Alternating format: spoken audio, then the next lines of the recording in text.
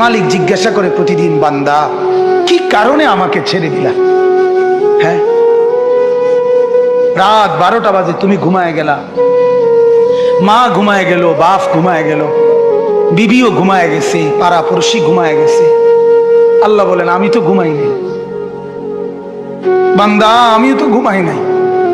সারাদিনে আমিও তো জগৎটা পরিচালনা করছি, তবুও তো আমার কোনো ক্লান্তি নাই, আমি তো ঘুমাই নাই। কেন ঘুমাই নাই জানো বান্দা? রাতের 2টা বাজে যদি তোমার পেশাব করতে হয়, রাতের 3টা বাজে যদি তোমার দরজা খুলতে হয়, তখন যদি তোমাকে উঠতে হয়, আর আমি যদি ঘুমায় যাই বান্দা, তোমারে চোখ মেলে দিবে কে?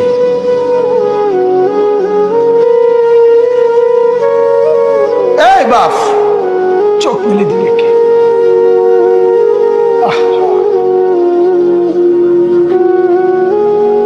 আল্লাহ আমাদেরকে মাফ করে।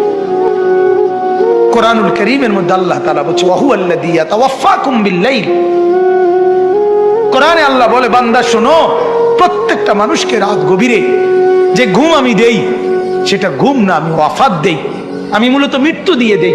আবার আমি দয়া করে একটা নির্দিষ্ট সময় পরে চূড়ান্ত মৃত্যু দেব বলে আমি আবার সেই হায়াত সকালবেলা যখন জাগতে শুরু হয় তখন আমি ফিরে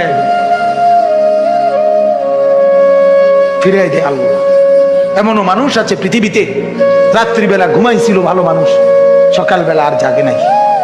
আমার একজন দূরসম্পর্কীয় চাচা আছে, প্রফেসর ছিলেন, ভালো মানুষ ছিলেন, রাত্রিবেলা জলজ্জান্ত মানুষ ঘুমাইছে, সকালবেলা আর দরজা খুলে দেখছে ওই মানুষটা জীবিত ছিল না, মারা গেছে। হতে পারে না? হতে পারে কিনা বলেন না? তাইলে বছরের পর বছর, মাসের পর মাস, এই বাপ বাহিরের কারো চিন্তা করে বাদ দেন, আপনারা যারা বসছেন আপনাকে বলছি, আপনি কষ্ট করে বসছেন, রাতের 12টা বাজে, রাতের 12টা বাজে, এত কষ্ট করে বসছেন, বিনিময়ে একটু ভাবেন, একটু ভাবেন, অনুরোধ আমার, একটু ভাবেন। আজ মাঝে মাঝে মন চায় আল্লাহর বান্দা মুসলমানদেরকে বুকে জড়ায় ধরে কাঁদি যে বাপ কেন এত ভুল করছেন, আল্লাহকে কেন এত নারাজ করছেন? যার বিবি বেপর্দা, আপনি আল্লাহকে কত পরিমাণ নারাজ করাচ্ছেন। যার স্ত্রী, যার মেয়ে বেপর্দা, আপনি আল্লাহকে কি পরিমাণ নারাজ করছেন বলে? এক কুকুর মরলে, লাশ ফেলে রাখলে যেই দুর্গন্ধ ছড়ায়, সেই দুর্গন্ধে অল্প কিছু মানুষের কষ্ট হয় কিছুক্ষণ, কিন্তু এক নারী বেপর্দা হাঁটলে যে যুবকগুলোর চরিত্র নষ্ট হয়, সেই নারী এক মরা লাশওয়ালা কুত্তার চাইতে বেশি দুর্গন্ধ ছড়ায়। কুকুরের দুর্গন্ধ এত বেশি ছড়ায় না, বেপর্দা নারীর দুর্গন্ধ যেমনি ছড়ায়। সে তো শত শত যুবক তার চরিত্র শেষ করে দিয়েছে। এই সিনেমার নায়িকা নর্তকীরা উলঙ্গ আর ছবি আর বিবস্ত্র ছবি আর নাচ গানের এই ফুর্তি দেখিয়ে এরা হাজারো যুবকের চরিত্র গঠন করে না নষ্ট করে? কথা বলেন না কেন? এজন্য আমার শায়েখ আল্লামা মুফতি মুশতাকুন নবী সাহেব বলে, হাজারো মানুষের জীবন নষ্ট করে যে, এজন্য তার জীবনে কখনো সুখ ধরা দেয় না। এজন্য এই পৃথিবীর জরিপ এটা, আপনি জরিপ চালায়া দেখেন, যত সিনেমার নায়ক নায়িকা, এদের জীবনের মতো দুঃখী জীবন, ব্যক্তি জীবনের মতো কষ্টের জীবন আর কারো নাই। আপনি খবর লাগান, আপনি খবর লাগান, এদের মতো লাঞ্ছনা। কারণ হাজারো যুবককে নষ্ট করছে এই হাসি দিয়া, অথচ এই হাসিটার মূলত আসল হাসি না। এই হাসি যদি ল্যাবে অথবা ডায়াগনস্টিক সেন্টারে পরীক্ষা করায়, প্রত্যেকটা হাসির মধ্যে ফরমালিন পাওয়া যাবে। কি পাওয়া যাবে? ফরমালিন। ফরমালিন। মেহেরবানি করে একজন শুনুক, কোনো অসুবিধা নাই। আমি আমার জীবনে কোনোদিন শ্রোতার পরিমাণ গণ্য ওয়াজ করি নাই, এটা আমার তবিয়তেই নাই।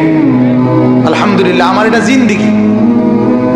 আমি আজকেও আমি আসরের পরে বয়ান করছি, জোহরের পর, আসরের পর, মাগরিবের পর, এশার পর, আমার কোনো হিসাব কিতাব নেই। একজন না 10 জন আমার এত চিন্তা নেই, আমার বলা দরকার। আমি বুঝি আমার বলতে হবে রাত দিন। আমি বললেও আমার হায়াত শেষ হবে, আমি না বললেও আমার হায়াত শেষ হবে। আমি সারাক্ষণ শুয়ে থাকলেও আমার জিন্দিগি শেষ হয়ে যাবে, আমি সারাক্ষণ পরিশ্রম করলেও আমার জিন্দিগি কি হয়ে যাবে, শেষ। এবং অবসর পরিশ্রম উভয় হালতেই আমার জীবন শেষ হবে আমার নির্ধারিত সময়। ঠিক মতো ঘুম যাইলে আমি 10 বছর বেশি বাঁচবো, আর মেহনত করলে আমি 10 বছর কম বাঁচবো। বিষয়টা এমন, প্রত্যেকের হায়াত আমাদের নির্ধারিত, ঠিক কিনা বলেন না?